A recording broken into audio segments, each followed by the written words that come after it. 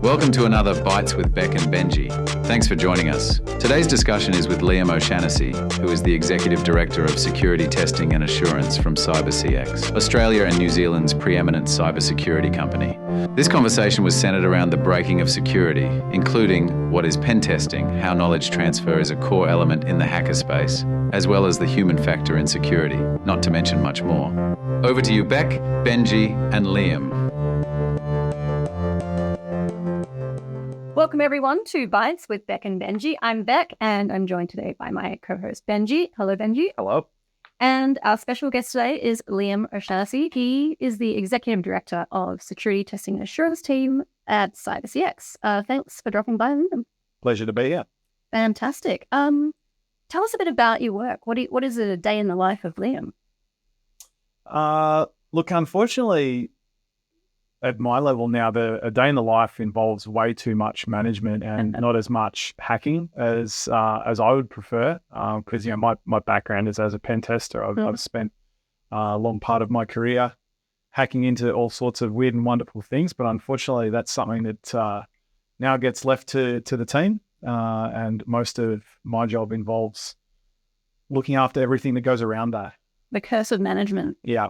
So you're more of a purveyor or breaker of people things. That's right. Yeah. That's right. But I do very much enjoy, seeing the results that the team's able to achieve. And to be honest, there are some younger and amazingly technical people on the team doing things. And when I read their reports, I think, would I have ever been able to do that? I'm not sure. So, maybe it is time for me to be put out to pasture of management. Mate, Exciting though, like seeing all the new stuff coming up. I mean, especially with, cloud computing, generative AI, is the approach to pen testing sort of changed with that evolution? Yeah, look, I think the fundamentals remain the same. The idea is about, identify vulnerabilities. Have friendly people identify vulnerabilities before they're identified by adversaries. So that fundamental hasn't changed at all. But, where those vulnerabilities lie definitely evolved over time. It used to be, absolutely trivial to, if I can plug into any internal network, like I am going to be the main admin within a couple of hours. We still achieve that on certain, lower maturity organizations, but there's definitely the bar continually gets raised from a defensive point of view. Mm-hmm. But the bar also gets raised from, an offensive capability point of view. So that's always changing. I think the thing that's most appealing to me in finding out more and more about this kind of topic is that kind of adversarial cat and mouse nature of everything. Is how much is a vulnerability made aware to the ethical side of the profession versus the nefarious side, and then kind of plugging all those gaps, and then, we found another workaround. And I think that's just so fascinating. And I wonder if it's just simply a matter of your limited time that you don't have to read all these things, which is why you're so amazed by what people uncover. But that kind of leads me into my question around, with managing different teams and obviously different skill sets within that, how does one in your position best deploy the appropriate personnel for different organizations? Like, is that part of the consideration matrix, or are they all basically pen testers? Here you go. No, absolutely. Like the sort of work that we do is so broad that it's just not realistic to expect that, any one person is going to be across absolutely everything we do. Like the way that we, try to apply some level of like order to the chaos is we have a service catalog. Mm-hmm. So, we sort of break what we do up into specific services. We have over 40 services in that catalog, and that's something that, grows month to month, as there's more demand coming out. So, we have a team of 150 plus hackers across Australia, New Zealand, Amazing. a couple in the UK, a couple in the US. Yeah. And yeah, we have a giant skills matrix of, these people have these sort of level of skills. And, as we're scoping work for customers, we'll be taking notes about, the skills that will be required on that job. Mm-hmm. And then we have a specialist team who work on connecting the right person to the right job to make sure that we've got the people with the right skills matched to the right jobs every time. it's like building a giant jigsaw puzzle. Hey, you've got a bunch of pieces, you've got a cover that you don't actually know what you're building, and then you have to kind of, with more information, start putting that together. Yeah. I mean, like our delivery coordinator team, like, they play like sort of the world's biggest game of Tetris, with schedules. And, just when they think they've got it right, they'll be, this job won't be ready to start for 3 days. Can you just move this? Just let them re-coordinate 17. Yeah, exactly. All the follow-on, that has, but, we manage it. Are you finding much of a skills gap these days with all of the new technology, or are you guys doing a lot of continuous support, training? I mean, we do constant training and skilling up. I'd say there's always sort of a necessary gap in between, the absolute bleeding edge. But, like the skill set that we have for our people is, like a fundamental part of being a pen tester or a hacker is being adaptable. And, if there is something on the bleeding edge, someone with the fundamentals, someone who has knowledge in similar areas can usually have a look at a new technology and say, oh yeah, this isn't actually that new. This is actually very similar to Predicated on this basic. That's right. There's really, there's nothing new under the sun in the world of tech. There's new tech stacks, new words around it. But for the most part, vulnerability types and classifications don't change. So people can very rapidly get up to speed. But it is interesting, like we'll be given a sort of, unique new job, something that we haven't, delved into before. And then the person on that, they'll spend a week on that job. And all of a sudden, they're a subject matter expert in that one area. Yeah. Like it's down every rabbit hole in Warren, and suddenly they've read everything on Reddit and everything on Substack, and all the Discord messages that come. Yeah, I mean, to me, that reconnaissance is what's so interesting. Is like you just sponge up as much info, not knowing what might be relevant to the actual solution of the case, and then bam, it gets solved because of that one thing I read or whatever have you. Yeah. I mean, it's exciting for the people doing the work, because it means that you can go from zero knowledge in an area to I'm one of the top 0.1% of penetration testers in this technology in the world, because I've spent a week looking at it and literally no one else has. I guess that could work in industry-based kind of stuff too, because if you're deployed to, say, a hospital or something with a lot of OT, you will very quickly sort of understand the procedures and protocols for that industry, and you just start knowing inside out. Yep, absolutely. And how much is that kind of knowledge transference, whether it be, I guess, relegated to the organization, Australia as a whole, or even just globally? I know you mentioned that, there have been some organizations looking at some of the GitHub materials that the team had put out. And yeah, how much of that is, I guess, inherently built into the profession of upskilling and just knowing what's coming up? Yeah, I mean, like, security is a team game. Yeah, right? Like, nobody knows everything. Even within an organization with a really large number in our team, we, there's a whole culture of sharing, around that, that hacker community.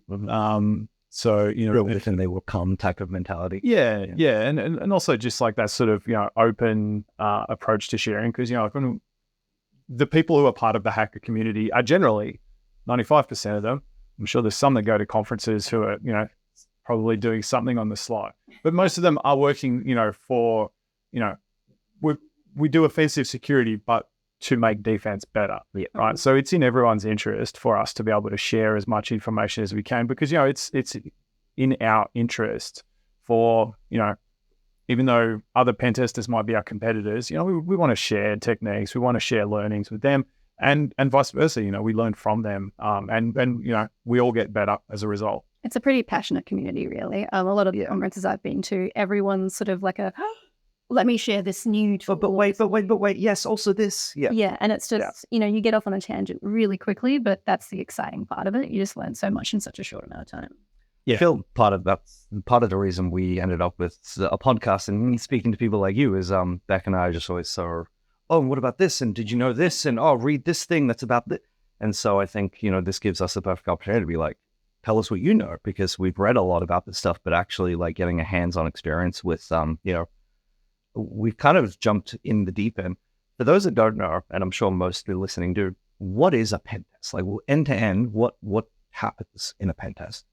Yeah, well, I think fundamentally a pen test is a point in time engagement, right? So this is not, something that happens continuously. It has a beginning and an end, so it's a project. And the goal of that is to identify vulnerabilities. So that might mean the target of assessment is, it might be a web application, it might be, an organization's complete external perimeter. Mm-hmm. It might be an organization's internal network. It includes other things like, physical assessments. Can I get into your office? Can I get into your data center? Someone in wearing a jacket, and then all sorts of ways. There could be, social engineering. But the point is, we're here to identify vulnerabilities, and that's about 80% of what our team does. There are some other areas that we also provide, similar services, but are a little bit different to pen tests, where an increasingly common demand is, and this is just a reflection of where cybersecurity is that traditional pen testing is around identify the vulnerabilities with the idea that, well, if I've identified and fixed all the vulnerabilities, then you're not going to have any problems. And we know that now that's risk-free. Yeah, and we know that that's just not the case anymore. You will never find everything. New vulnerabilities are being identified all the time. And so there's that question of something bad happens to our organization. Can we detect it? Can we respond to it? What are our capabilities in that regard? Where are the gaps? And some people who are new to, using pen test services often think, we'll do a pen test and that'll be a great way to test our, defenses. And it's like, no, because a pen test does not look like an attacker for the most part, right? Like, we're going to be very noisy. Our job is, during that limited time window, to find as many things as possible. Real world attackers do not look like pen testers, and vice versa. So there's some other services that we provide really aimed at testing and exercising that, detection and response capabilities, which may be, a red team where, we will act in the same way that adversaries will. So, adversary simulation is another word for red teaming. We will follow the same tactics, techniques, and procedures as adversary who might target your organization. We might model a ransomware gang is a really common one. And, does your security operations center notice that something's going on? And if they do notice it, how do they respond? Yes, that sort of thing. Right. And red teaming is something that's been happening in industry for quite a while. I think the most recent trend is really around saying, okay, red teaming makes sense if you're mature, right? Like if you're already up to a certain level, but how do you get to that level? Totally. And there's so much information. There's so many different people telling you different things. Yeah. The configuration specific to my environment. While I can read best practice, what about what's happening directly in my network? But also upgrades, stuff and change components. Things like that. They can all throw a bit of a spanner into the works. Yeah, and it's quite common for organizations. Your security operations center, they may be external. That may be a third party who's doing that for you. So we've written some contracts for them, and we know what we think they're doing, but do they have complete coverage? And they might not know the answer to that themselves, because they're relying on ingesting, your logs, but are there gaps in your logs? It can be really hard to identify blind spots. That's why a really common newer trend is around purple teaming, because that's a sort of situation where an offensive security specialist sits down with the blue team. So purple is, red plus blue. They'll work together, and the red team will say, okay, I am now doing this thing. Number one, was I able to do it, or was it blocked by some sort of software? If it wasn't blocked, was it logged? If it was logged, did it raise an alert? That's right. And then repeat that over through, hundreds of scenarios. And then based on that, you'll get this really good understanding of, do we have gaps? All right. Like where, and you will, right? Like everyone who has this opportunity has gaps, but it's like, how can we close all those gaps? And then once you sort of get there, it's like, okay, now we might be ready for a red team. We think we've closed all the gaps. So what do you need to get started? Obviously, when you start doing a penetration test that everyone's aware of, you'll have an attack surface that is given to you and defined. Yep. What about in some of those companies that don't know what they've got. Like the topography of their network is a complete mystery. There's been people coming and going. There's forgotten devices, forgotten servers, things like that. They're at maturity level 0, basically. Like, haven't really started getting their ducks in order quite. Yeah, absolutely. And it's not uncommon for organizations to be in that. Like asset management is, sort of an underpinning that needs to be done before you can't do vulnerability management unless you've done asset management. Who's using what and how, and then we can identify if they're using it that way, are they doing it the right way? Yeah, absolutely. And that could be, from either an internal perspective or an external perspective. If you're not doing external asset management, that's a massive problem, right? Because if you've got random skunkworks teams spinning up servers on the internet that, may not follow all your security best practices. Your own devices. Yep. All sorts of scenarios like that. That's something that we work through with organizations. We aim to, we're not just doing a point in time assessment, but we're trying to help them level up. So, if that's something that we identify and say, the recommendation is not patch these devices. The recommendation is, how the hell did these devices make it to your perimeter in the first place? Like, what are your processes? Management process in place. Yeah, that's right. And that's why, the solution to technical problems is not always technical solutions. Sometimes it could be a governance problem, and really identifying that and helping them level up. So the next time, there shouldn't be any of those issues. Absolutely. And I think, working at Friendly Phishing, we're very much all about addressing the human behavioral problem, and governance is a huge part of that, right? If people don't know what's expected of them, or the organization hasn't laid out those kind of guidelines to follow, then people will just do what they naturally think is best and appropriate to the situation. For them, that isn't always best practice. It's really interesting that you speak to the kind of when you're ready for a pen test. Do most organizations go through some level of staged approach, obviously depending on the maturity, where you generally would bring in a blue team to assess the landscape, assess the skill set within the organization, then a red team or a purple team, and then a red team at the end as a final? We've secured the fort. We now have upskilled the guardsmen, if you will, and now we're going to try to break in. Is that generally the approach that's taken, or can it change drastically? It can vary a bit. So red teams generally only make sense if you're a mature organization. Right. So that's an easy one. With the exception of sometimes we'll have red teams to help organizations that have some internal dysfunction. So the CIO is saying, our technology is extremely risky, there's big problems. And the CFO says, no, you just want more money. Yeah. We're really trying to look after, our OpEx spends and cutting costs. And so I don't think so. So, sometimes we'll come in and they'll be like, hey, can you just mess us up? I want a report that's like bleeding red. Yeah.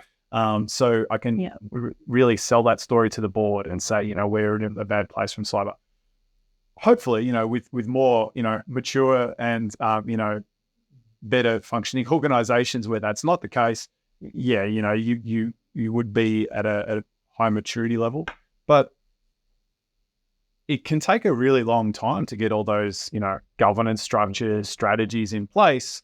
And you can have the best governance documents and strategies in the world. And then, someone pops your unpatched server and they're in your network and, your entire organization's been crypto locked. They don't really care too much about, what the policy document said. So sometimes you do need to start getting on that technical foot early, even if it's just to, flush out the low-hanging fruit. And also those sort of tests just can help feel out, like, where is our security baseline? Because, particularly when you have, like, where to go. Organizations got a new CISO. They're like, I don't actually know how good we are. Like, my staff tell me we're good, but where are we? Where are we sitting? And, those sort of technical assessments are the ones that will give you hard answers to that question. And that's a great point, because with the behavioral insights and some of the, I guess, mitigation strategies we put in for, identification of phishing, teaching people what to look out for in various contexts of phishing, there is never really a technical, this is the answer, like math, if you will. This is the answer you're looking for, and that's how you'll get the answer every time. Whereas it seems like with this technical stuff, beyond the nebulous governance, adherence and all that, that's what's vulnerable. Here it is. There's no qualms or questions about it. We got it. So there's kind of a lot less room for debate, I suppose, with those things, which it strikes me as a quote I heard from a DEF CON speech, which was, if you want to get your organization excited about the disaster recovery plan, burn down the business next door. And it's only through seeing the impacts that people actually come to realize, oh, that is really important. If we don't get that locked down, that could be us. But we still have that optimism bias as well, where even though the building next door is burnt down, it's like, well, I think we'll be okay. You know, we're smarter. Yeah. What's the chances of lightning striking twice in the same neighborhood? And that's another bias. It's like, well, what are the odds? I mean, if it happened to them, we're probably okay because they're going to move on to, you know, bigger and better and more complex things, but just not always the case. In a way, do you feel like some of the larger hacks that occurred over the last couple of years with Medibank and Optus and them being global things, do you think that kind of kicked into gear a bit more of a focus on maybe we're not where we think we are based on what everyone's telling us? Let's get some of those concrete technical guidances. It's definitely kicked on the conversation, right? Like, you know, cybersecurity is now something that is discussed at the board level, and it never used to be, right? Like, you know, cybersecurity was for the security nerds who are, you know, some subsection of maybe in the IT team, maybe in the risk team, but, you know, it was just another job. Whereas, you know, now boards are asking questions, you know, where is our cyber maturity level?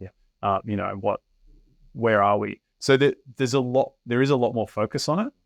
I think quite rightly, that doesn't necessarily mean that everyone's doing a whole lot more pen testing, right? Because, you know, like, pen testing is one piece of the bigger cyber puzzle. You know, like, as a pen test consultant, you know, like, I'd love to tell you that, you know, the answer to all your problems is more pen testing, but usually it's not, right? Like, it's, you know, we can help you identify those problems. We can help you identify risks. That's our job.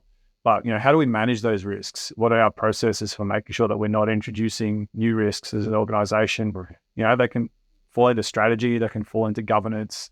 And, you know, like, no pen test in the world can help you in how do I respond to an incident, right? You know, sometimes we need, you know, incident responders. Sometimes we need crisis comms. You know, sometimes we need our teams trained to deal with these sort of things. And a mature cybersecurity process, you know, is one where we push security left. So, you know, like, in the AppSec world, in the development space, you know, we always talk about pushing security left. So getting security embedded in the design phase, in the requirements phase of projects, not let's build our entire project and then do some security testing at the very end. Because number one, you end up with a less secure result. Number two, it's more expensive. Way more expensive. Like, and costly resourcing as well. Yeah. The only thing more expensive than work is rework. And no one wants to do that. Someone else picking up what someone else built, trying to figure out how they built it and fix it accordingly as well. It ends up being so much more costly and time consuming than just doing it properly from the start. And I think there's a big shift around, you know, OWASP Top 10, incorporating that within development teams. Friendly Phishing are actually working with an organization right now on their OWASP training, things like that. So I think there's definitely a bit more of a focus on the AppSec world. I can't obviously speak to the desire for pen tests and such, but I do think, you know, that business continuity, incident response, it's almost like pen testing sits at the identification vulnerability stage, and then the whole section thereafter gets handed off to like a different segment of cyber, you know, DFIR, you know, comms people, things of that nature, where it's a bit more management and then getting things back on track than what was the problem and what happened, I suppose. Yeah, I mean, like, pen tests don't solve problems. Right. In some ways, that's right. You know, like, management, the sales team don't like it when I say, you know, we're here to create problems for you, not solve problems. But the fact is, we don't create problems in pen tests. Yeah, we identify problems that you already had, but you just didn't know about. Yeah, like, those problems were already there; they already existed. It's a very important part, but yeah, I do think there is potentially a bit of a misconception around, like, the purpose of those vulnerability tests. It strikes me as, like, given the shortage of skills that is obviously present not only in cybersecurity as abroad, but specifically in Australia. You know, our Home Secretary says that we're going to have a predicted skills shortage of, you know, tens of thousands of staff. CyberCX obviously trying to address that with things like the CCX Academy, upskilling people internally and putting them into the appropriate practices. What level of, I guess, challenge do you find working with organizations that are interested in blue teaming, uplifting the maturity, then undergoing a pen test, having those requisite skill sets to do that? Yeah, I mean, it's hard, right? Because, like part of, our recommendations may be, around don't do this, manage this better. And their response is, I've been trying to hire someone to manage this unsuccessfully. And we quite often get requests from customers who say, can you just body shop someone in for 12 months? Like I'm desperate. And usually our response is no. Like, our approach to professional services is, it's not a good fit, and it's not actually going to help your organization, because at the end of 12 months, you're probably still not going to be able to hire someone. So as a professional, and as a professional services organization, like I see our job is to help them mature. So, what can we do to help you? Is it train up staff? Is it, level up your existing workforce? Help you recruit, help you have, compensating controls to deal with things. So what level of, I guess, technology stack that whether CCX uses in its SOC or whatever have you, don't obviously need to go into details of that, but do we recommend those as like the best practice guidance of like, this is your circumstance, we're not going to manage that for you, but here are the tools and how an idea, please use this. Yeah. Look, as people here to point out, risks and problems with the penetration testing team, we're really careful in that our advice is completely vendor agnostic. Like, we will never say, oh, hey, we found this problem, so what you really need is a vendor A. Oh, by the way, can I introduce you to someone who can sell you a vendor A? Because it completely undermines the message. So we'll never recommend anything like that. Makes sense. Sometimes customers wish we would, because it's that same you've given me a problem, like I actually want a solution. We can say, okay, we can help you identify, good matches for your organization. Because the thing is, for any particular problem, there is not one vendor who is ever going to be perfect. Like, there's a reason that there's multiple vendors. Which one is a good fit for your organization, from a technical point of view, from a budgetary point of view, from management point of view, what will work in with your other existing processes. It's a bigger decision, and usually one that we as external people are not best placed to make for you. So like, we'll help you make that decision, but we're not going to make those calls. I guess that gives rise to another question. Some organizations that already have, a security team, they might have different priorities, assumptions, things like that. And then it becomes sort of a board problem. Like, so if here's the issues that we've found, that kind of goes against what our priorities are and the way we do things. So there's a bit of a mismatch in the recommendations versus how we're going to tackle. And also, like organizations that have, internal security teams, like some of them are large enough to even have their internal like penetration testing teams. And they're fantastic. They do a great job, but some things are just a matter of scale. Like you can have people who are really good and focused on, testing your infrastructure, but they're probably not going to be, adversary simulation specialists. Does that team have access to a cyber intel team that can tell you the tactics, techniques, procedures that are being actively used against your type of organization in Australia and New Zealand? The answer is no, because they just don't have that. So, we work with organizations of all sorts of maturity levels. If they're more mature, we'll be able to provide, more specialist services. The advice kind of levels up. So it's less about them not taking you seriously and your recommendations seriously. It's more of a capacity. And fit for purpose, I suppose, if they deem it not appropriate for whatever that context is, I suppose. Yeah.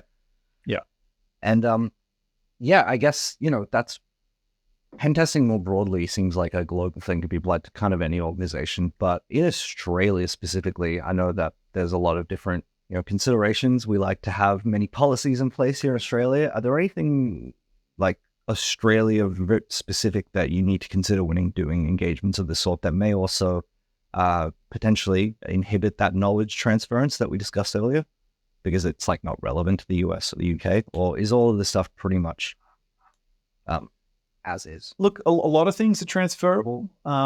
There, in terms of that, being Intel informed, there is definitely a regional overlay on that. And that's something that we get working with our cyber intel team. There are certain threat actors who use Australia and New Zealand as a testing ground for their campaigns. They'll quite often, witness a campaign that's happening in Australia and New Zealand, and then only afterwards see that in the US and, in Europe.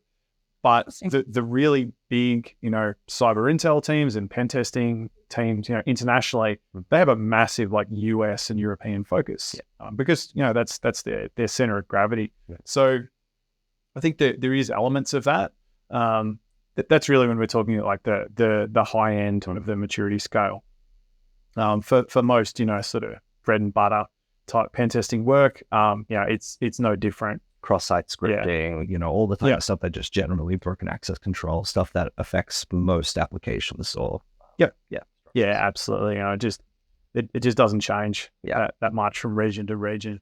I'd say the organizations do have different, levels of maturity. I think Australia in some ways is a little bit behind. And we've been doing massively, rapid maturation in the last couple of years as cyber has become a talking point with certain programs, in particular industries as well. And a lot of that is just dictated by, government acts. So things like the Security Critical Infrastructure Act is just pushing a whole lot of extra focus around critical infrastructure, which it should be, it's critical infrastructure for a reason. And, some organizations as part of that industry had already done a whole lot of work and were sitting pretty, and others went, oh God, we're literally 10 years behind where we really need to be. And there's a bit of a scramble to catch up. There's similar sort of initiatives across, other industry segments, like the financial services industry in Australia has a regime from the Reserve Bank called CORI, which is a special type of red teaming that, does need to be cyber informed. There's only a certain number of providers who can provide those. And, so they started off with, big four banks. You guys are in the spotlight for that. And then it's slowly going to, your tier 2 and tier 3 financial services industry organizations. So there's a whole bunch of orgs going, we don't have to do a CORI this year, but we're going to have to next year. Let's get ready. Which is good. That's Again, that's where the money is. We'd like the money to stay there. Exactly. No one should touch that giant hoard of Scrooge McDuckian wealth under the vaults. But I mean, with respect to the ongoing nature of some of these things, I note that the Essential 8 has been something that's been around for a few years now, and the adoption of it, while you can probably speak to this better than I can from where I'm sitting, doesn't seem to be across the country, if you will. Like certain areas and certain industries adopt that more holistically than others. And I do wonder what your insights would be around. Why do you think that is? Like certain industries are more open to adopting those clearly best practice guidelines that, do the bare minimum and then get you up to the next level. What's the reticence?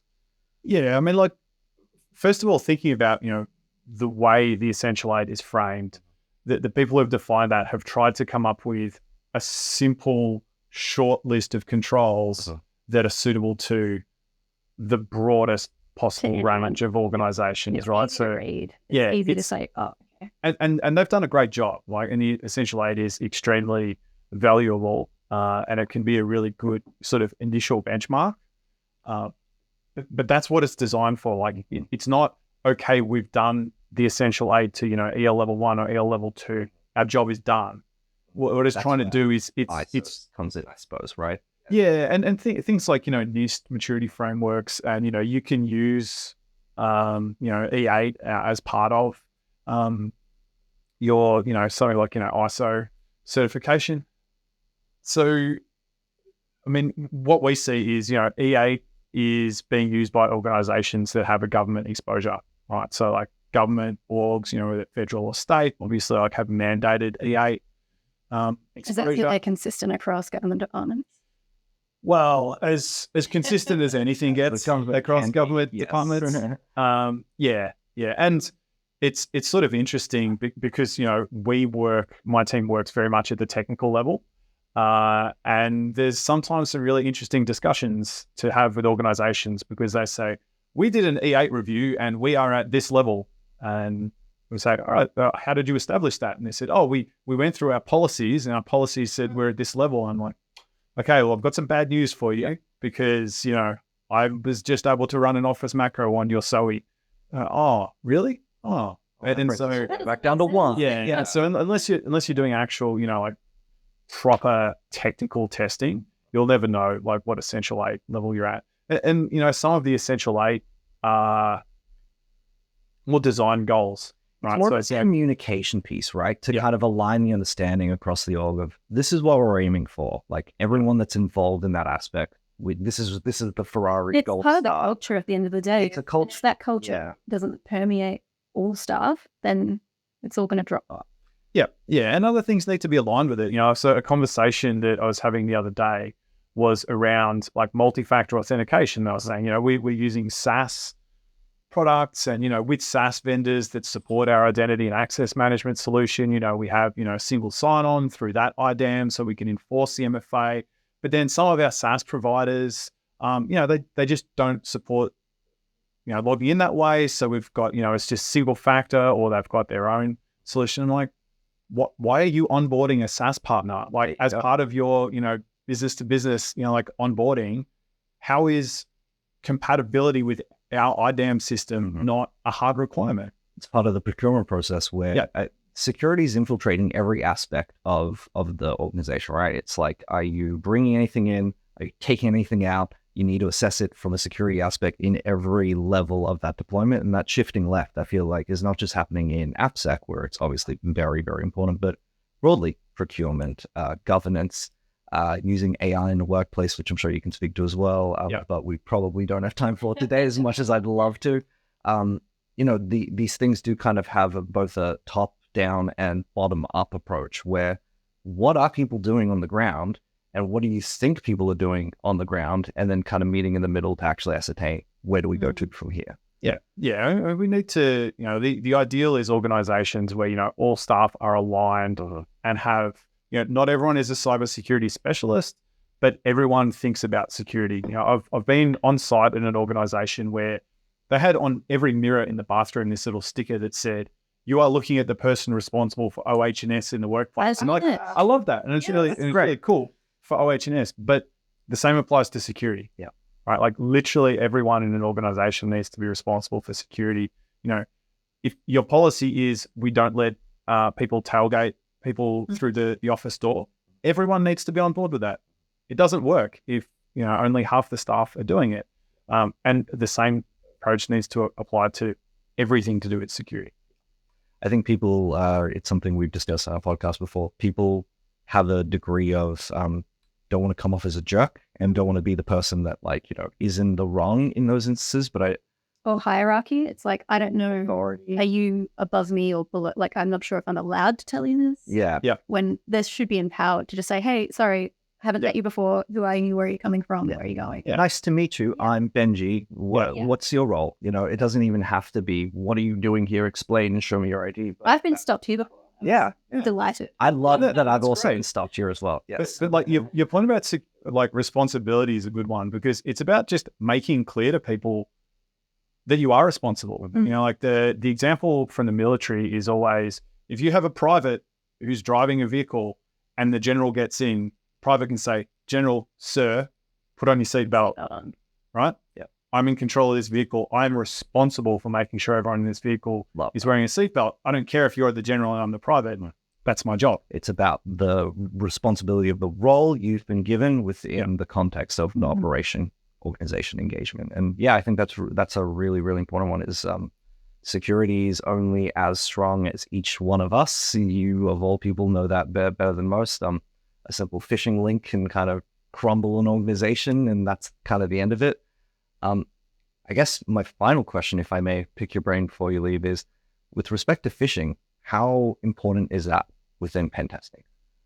Is phishing still a primary method of, infiltration, privilege escalation, or is it becoming more around the social engineering, getting them out of email into WhatsApp or Slack or whatever have you? Yeah, look, I was going through our CyberCX DFIR team's annual review that I know we've had access to. I'm not sure if it's public just yet. Okay. I'm sure it will be soon, if not. Stay tuned. And one of their observations was last year, phishing was still the number one initial access vector. In the most recent year, it's actually dropped to number 2. And the number one initial access vector was already compromised credentials, right? Yes. Which in a lot of ways for an attacker is even easier, right? Like I don't have to trick you into clicking a link if I can just find your credits somewhere else, whether that's credential reuse, whether that's, credential stealing malware that, is quite common on, keylogging, Yeah, deployed on devices, keylogging, all sorts of different ways to get that.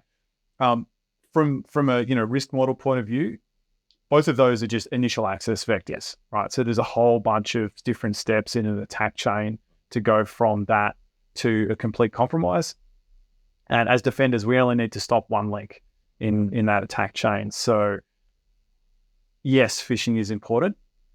But, as is the credential management and, dark web monitoring, multi-factor authentication, would render, in a lot of scenarios, both of those initial access vectors moot. It would stop both of them. So, like everything in security, there is no silver bullet, because if there was, we'd be using it. We wouldn't be in business. That's right. Yeah, that's right. It would be a solved problem. So, yeah, look, phishing is still used a lot, and it's something that, we work closely with a lot of organizations around phishing. But I think phishing is a really important discussion point around security. It kind of starts the conversation around social engineering, leveraging that authority, making you kind of pretextually believe something's fabricated. It really is a low barrier to getting into it. Yeah. Someone doesn't have to be the big bad hacker to start off a phishing attack. Yeah. I mean, it's someone who has been made aware of the risks and the why of phishing. It's not just about don't click the link. It's about understanding there are threats to your organization and there are people trying to do those things. So, that sort of awareness training can help people, if they're being socially engineered on the telephone. There may be zero link clicking involved, but, giving people that security awareness and thinking about it. And, there is that built-in skepticism, still friendliness, but that just healthy skepticism. Is this real? Is this a scam? With everybody's digital footprint being so huge right now, there's a lot of information out there about you that we can just go, okay, cool, I know all about you and I'm going to use it. Yep. Our very first podcast was titled Bringing Back Stranger Danger, because we all grew up in an era where, physical people, don't trust that stranger. I think online it's becoming even more kind of required to mostly approach things with a level of skepticism until you're convinced otherwise, and not the other way around. I do think people have a propensity online to trust kind of services and service people a bit more than they do face to face, and that's where a lot of things can, you accidentally steal some PII or leak some data that you didn't intend to, and that's what'll catch you out in the later years that you end up getting caught out. Yeah, well, that classic Cold War quote, trust but verify. Trust but verify. That's me. Some espionage stuff. Absolutely. Do you think the initial access brokerage kind of has kicked off that reuse of credentials aspect, because people are kind of infiltrating into organizations, then selling the credentials, and then just regular ransomware gangs that don't necessarily know how to ransomware or build the ransomware, are just using those things to then infiltrate an organization? Is that partly why phishing has kind of dropped to number 2? Or yeah, I mean, it's just such an ecosystem. Such an industry of cybercrime, hey? Absolutely. Like a lot of people who haven't been exposed to it don't realize just how specialist, the person who stole the creds will never use them. They'll package them up and they'll resell them.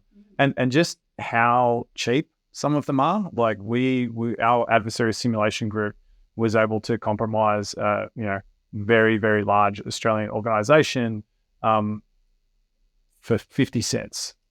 It's insane, right? Like that's how much the credentials cost. And that was initial access Spectre for a red team. And there was one of those things where we're like, this is now an awkward discussion. Yes.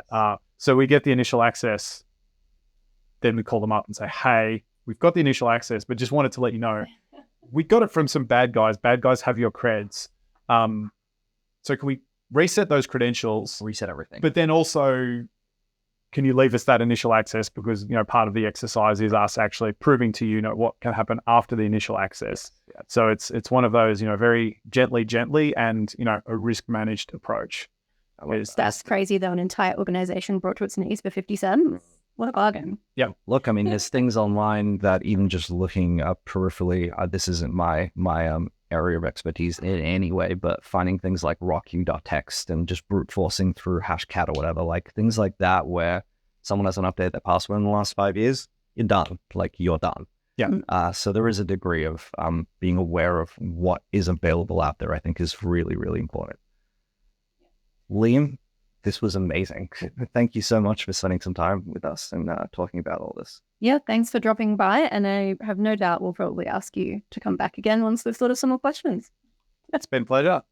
Fantastic. Thanks for listening, everyone. And we'll be back in a fortnight with another episode of Bites with Beck and Benji.